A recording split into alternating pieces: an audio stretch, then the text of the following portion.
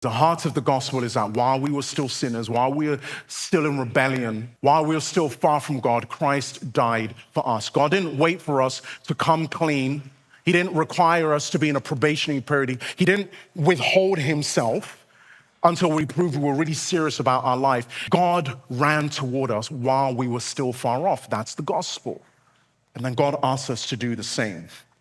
You know, when God asks us to do the same, we often have a really short memory about what God has done for us, but a very long memory about what other people have done against us. And then we start to argue with God, but they don't deserve it. Of course they don't. You didn't, I didn't.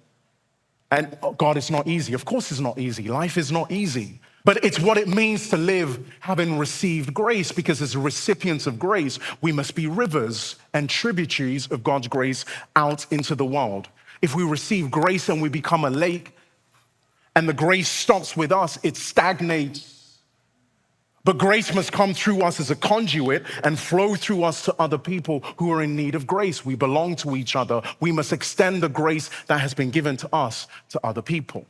Paul says it this way: be kind and compassionate to one another, forgiving each other just as Christ in God forgave you, just as, in the same way, with the same extravagance, with the same running toward instead of away.